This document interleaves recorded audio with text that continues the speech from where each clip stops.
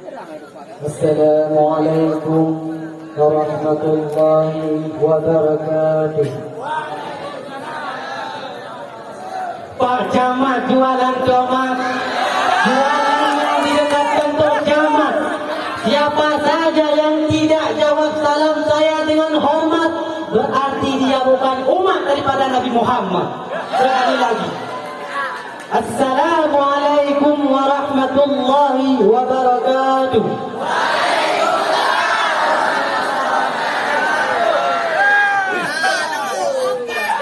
Alhamdulillah, alhamdulillahi rabbil alamin, wa bihi nasta'in ala umurid dunya waddin. Ashhadu an la ilaha illallah wa ashhadu anna Muhammadan abduhu wa rasuluh. Wa salatu wa salamu ala sayyidina Muhammad wa ala alihi wa sahbihi ajma'in. Allahumma rabbi syrah li sadri wa yassir li amri wa hlul 'uqdatam min lisani yafqahu qawli. Sadaqallahul azim wa sadaqallahu habibul karim. Pertama sekali, puji beserta syukur, marilah sama-sama lagi tanya kepanjatkan kehadiran Allah Subhanahu wa taala, yang mana oleh Allah yang telah memberi kita beribu-ribu nikmat dan pula berjuta-juta rahmat. Di antara nikmatnya Allah Subhanahu wa taala telah memberi kita nikmat kehidupan. Dengan adanya nikmat tersebut sehingga kita bisa merasakan nikmat-nikmat yang lain. Dalam hormat salam, tak lupa pula kita hadiahkan kepada baginda Nabi besar Muhammad sallallahu alaihi wasallam dan kepada al-sahabat beliau sekalian. Penghormatan kami kepada Dewan Juri yang telah menilai kami dengan sebaik-baiknya lagi seadil-adilnya. Maka izinkanlah Al-Fakir sejenak untuk memberi tema yang bertema ketika Rasulullah menangis karena rindu kepada umatnya. Hadirin sidang jamaah yang dirahmati oleh Allah, kita duduk di sini, kita tidak pernah memandang langsung wajahnya Nabi.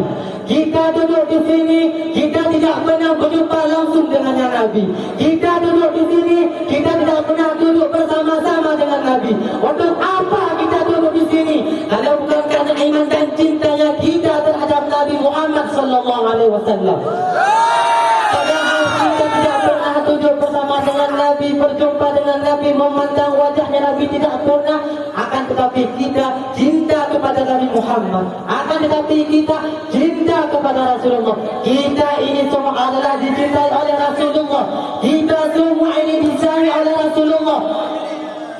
Ketika Rasulullah sedang duduk dengan para sahabat, Rasul berkata, wahai para sahabatku, tahukah kalian golongan-golongan yang saleh? Tahukah kalian golongan-golongan yang mulia? Para sahabat berkata, apakah para malaikat ya Rasulullah?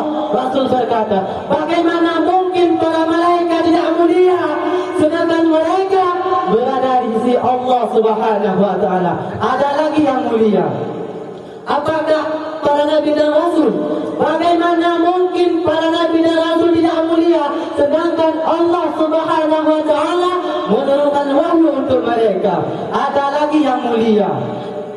Apakah kalian ya Rasulullah? Bagaimana mungkin kalian para sahabatku tidak mulia sedangkan aku berada di tengah-tengah kalian? Ada lagi yang mulia. Rasul para sahabat berkata, hanya Allah dan engkau yang lebih mengetahui ya Rasul. Ketika itu Rasulullah menundukkan kepala, Nabi Muhammad menundukkan kepala. Dari kedua pelupuk mata beliau mengeluarkan air mata membasahi pipi beliau sampai ke jenggotnya. Nabi Muhammad menundukkan kepala sambil menangis. Golongan-golongan yang mulia ini, golongan-golongan yang saleh ini, mereka adalah golongan-golongan yang adanya nanti di akhir zaman. Mereka tidak pernah melihatku, mereka tidak pernah memandang wajahku, mereka tidak pernah mendengar langsung kata-kataku. Akan tetapi mereka kepada aku. Akan tetapi mereka cinta kepada aku. Nabi bersabda, tuba lima ghani wa amalin wa tuba summa tuba summa tuba. Sungguh beruntung bagi orang-orang yang pernah melihatku lalu mereka beriman kepada aku. Dan sungguh beruntung, dan sungguh beruntung, dan sungguh beruntung. 3 kali keberuntungan, 3 kali kemuliaan bagi orang-orang yang tidak melihatku, akan tetapi mereka beriman kepadaku, akan tetapi mereka cinta kepadaku. Siapakah mereka? Yaitu kita umat Islam. Kita ini, kitalah umat akhir zaman. Apalagi kita umat Islam Indonesia. Umat Islam Indonesia adalah umat Islam yang dicintai Rasulullah. As-Sayyid Al-Habib Muhammad bin Alwi Al-Maliki, ketika beliau berziarah ke makam Nabi Muhammad, dalam keadaan sadar, beliau berjumpa langsung dengan Rasulullah. Di belakang Rasulullah ada ribuan orang. Maka Habib Muhammad pun bertanya kepada Rasulullah, ya Rasulullah, siapakah ribuan orang-orang yang ada di belakangmu ini? Siapakah orang-orang yang ada di belakangmu ini? Siapakah golongan-golongan yang ada di belakangmu ini, ya Rasulullah? Rasul berkata, ini mereka yang ada di belakangku adalah umat yang aku cintai. Ini mereka yang ada di belakangku adalah umat yang aku sayangi. Ini mereka yang ada di depanku, yang di belakangku adalah umat-umat yang ada di Indonesia, kata Rasul.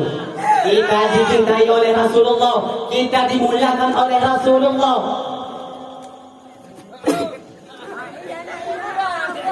Hadirin dan hadirat, para dewan juri yang kami muliakan, Allah berfirman dalam surat At-Taubah ayat 128 yang berbunyi, laqad ja'akum rasulun min anfusikum azizun 'alaihi ma 'anittum harisun 'alaikum bil mu'minina raufur rahim.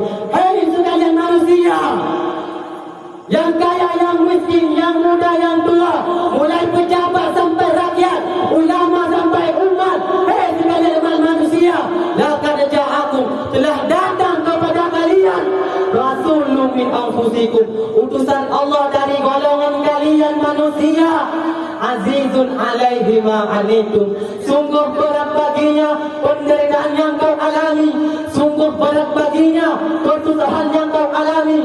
Beliau susah sebelum kalian susah, beliau menderita sebelum kalian menderita, beliau menangis sebelum kalian menangis, beliau kesakitan sebelum engkau kesakitan. Azizun 'alaihi ma 'anittum harisun 'alaikum, beliau menjaga kalian, beliau menjaga akidah kalian, keyakinan kalian, salat kalian, syariat kalian, agama kalian, agar kalian tidak menyimpang, agar kalian tidak tersesat, agar kalian tetap berada di jalannya Allah Subhanahu wa ta'ala. Bil mu'minina raufur rahim, sungguh berat bagi orang, sungguh senang bagi orang-orang yang beriman. Sungguh senang, sungguh cinta Rasulullah kepada orang-orang yang beriman. Sungguh sayang Nabi kepada orang-orang yang beriman. Sungguh rindu Nabi kepada orang-orang yang beriman. Beliau mencintai sebelum engkau mencintainya. Beliau menyayangi sebelum engkau menyayanginya. Beliau mencintai sebelum engkau menyayanginya. Siapakah beliau? Beliau adalah seorang manusia yang mengorbankan jiwanya, mengorbankan nyawanya, mengorbankan darah dan hartanya demi kita sebagai umat. Beliau kepanasan, kedinginan, 3 hari 3 malam tidak makan, mengganjal perut beliau dengan sebongkah batu di perut beliau. Perut Nabi berbunyi, kelaparan bukan untuk dirinya, kelaparan bukan untuk anaknya, kelaparan bukan untuk keluarganya, akan tetapi kelaparan untuk kita sebagai umat. Beliau adalah seorang manusia yang pernah pipinya tertusuk sampai tembus sebelah demi kita sebagai umat. Beliau adalah seorang manusia yang pernah wajahnya dilempari kotoran demi kita sebagai umat. Lupakah kalian dengan air mata beliau yang menetes setiap malam demi kita sebagai umat?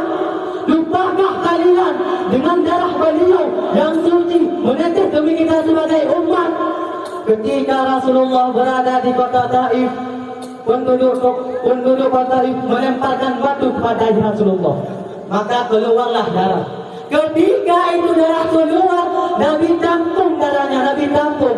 Para sahabat berkata, Ya Rasulullah, kenapa kau tampung darahmu ya Rasulullah? Rasul berkata, andaikan darahku jatuh di atas penduduk kota Taif, sungguh semua penduduk kota Taif akan ditenggelamkan oleh bumi, sedangkan mereka adalah umatku. Lihat gimana kasih sayang Nabi kepada kita.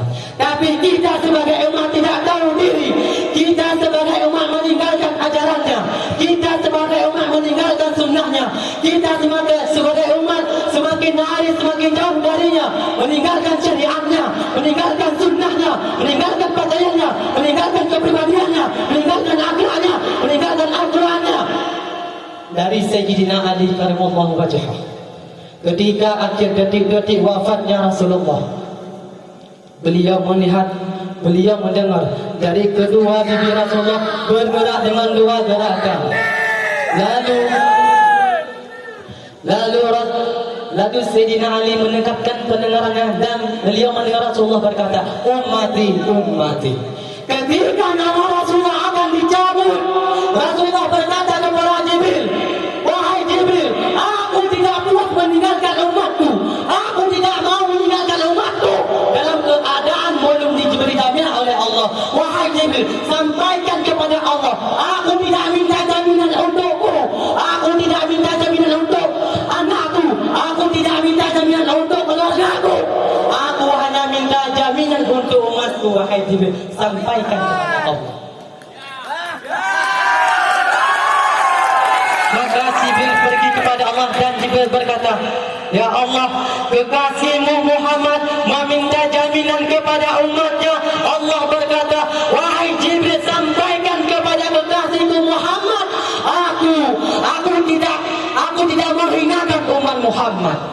Kemudian ditarik lagi nyawanya Rasulullah. Maka Rasulullah berkata kepada Jibril, wahai Jibril, apakah seperti inilah rasa sakit ketika dicabut nyawa? Israel berkata, iya ya Rasulullah, seperti inilah rasa sakit ketika dicabut nyawa. Ketika itu Rasulullah menangis. Rasulullah berdoa kepada Allah, ya Allah, biar aku menanggung seluruh sakratul mautku ya Allah. Biar aku menanggung seluruh beban sakratul mautku ya Allah. Aku nabi mereka, aku pemimpin mereka. Biar aku menanggung seluruh sakratul mautku ya Allah. Mereka tidak akan sanggup, mereka tidak akan kuat. Biar aku menanggung seluruh sakratul mautku ya Allah. Nabi berkorban di saat detik terakhir nafasnya, tidak memikirkan rasa sakitnya, tidak memikirkan rasa pedihnya, tidak memikirkan rasa beratnya. Beliau hanya memikirkan nasib kita sebagai umat.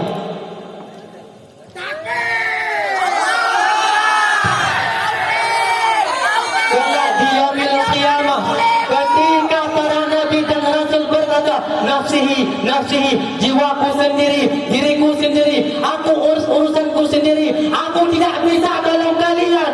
Ketika para nabi dan rasul berkata, aku tidak bisa tolong kalian, Rasulullah ibni Abdillah Nabi Muhammad berlutut kepada Allah. Nabi Muhammad bermohon kepada Allah, ya Allah, aku tidak minta pengampunan untuk diriku, aku tidak minta pengampunan untuk anakku, aku tidak minta pengampunan untuk istriku, untuk keluargaku. Aku hanya minta pengampunan untuk umatku ya Allah, untuk umatku ya Allah.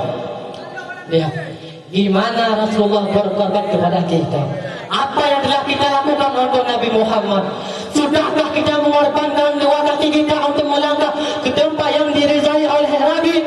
Sudahkah kita mengorbankan dua tangan kita untuk memberi makan golongan-golongan yang dicintai oleh Nabi? Sudahkah kita mengorbankan mata kita untuk melihat sesuatu yang disukai oleh Nabi? Sudahkah kita mengorbankan lidah kita untuk mendakwakan, mensuarakan syiar Nabi? Kita masih belum bisa membalas jasa-jasa Nabi Muhammad, dan kita tidak akan pernah bisa membalas jasa-jasa Nabi Muhammad sallallahu alaihi wasallam. Jangankan kita duduk di sini, berjam-jam kita duduk di sini, walaupun kalian duduk di sini seumur hidup, itu masih belum bisa membalas jasa-jasa Nabi Muhammad.